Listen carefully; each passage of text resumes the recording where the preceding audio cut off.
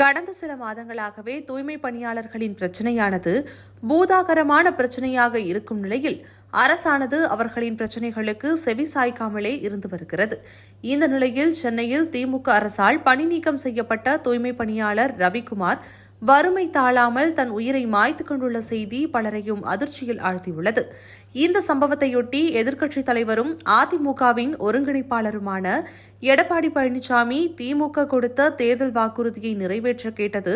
ஒரு குற்றம் போல தங்கள் போராட்ட உரிமைகளை நடு இரவு அராஜக கைது மூலம் இழந்து தங்கள் வாழ்வாதாரத்தை முற்றிலும் இழந்து இன்றைக்கு உயிரையே மாய்த்துக் கொள்ளும் அளவிற்கு ஏழை எளிய மக்களை தள்ளியதற்கு திமுக அரசே முழு பொறுப்பு என்று தன்னுடைய கண்டனத்தையும் 2021 சட்டமன்ற பொதுத் தேர்தலின் போது செவிலியர்களுக்கு அளித்த வாக்குறுதி எண் 356 நிறைவேற்ற கோரியும் மாண்புமிகு அம்மாவின் அரசால் கொரோனா காலகட்டத்தில் பணியமர்த்தப்பட்டு தற்போதைய விடியா திமுக அரசால் பணி நீக்கம் செய்யப்பட்ட அனைத்து செவிலியர்களுக்கும் மீண்டும் பணி வழங்க வேண்டும் உள்ளிட்ட பல வாக்குறுதிகளை நிறைவேற்ற கோரி பல்வேறு போராட்டங்களை நடத்தி வருகின்றனர். நேற்று இரவு 7:30 மணிக்கு காவல்துறை போராட்டத்தில் ஈடுபட்டு வந்த சுமார் 1000க்கும் மேற்பட்ட செவிலியர்களை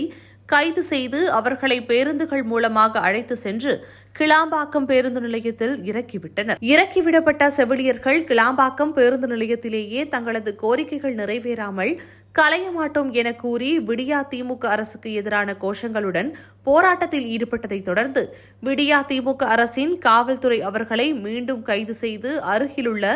தனியார் திருமண மண்டபத்தில் தற்போது அடைத்து வைத்துள்ளனர்.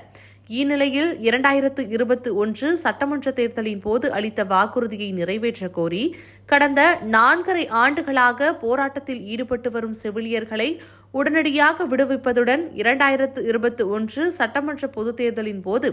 திமுக அளித்த வாக்குறுதிகளை நிறைவேற்ற விடியா திமுக ஃபெயிலியர் மாடல் ஸ்டாலின் அரசை வலியுறுத்துவதாகவும் தெரிவித்துள்ளார். தொடர்ந்து தற்போது தமிழ்நாட்டில் எஸ்ஐஆர் கணக்கீட்டு பணிகள் முடிவுற்று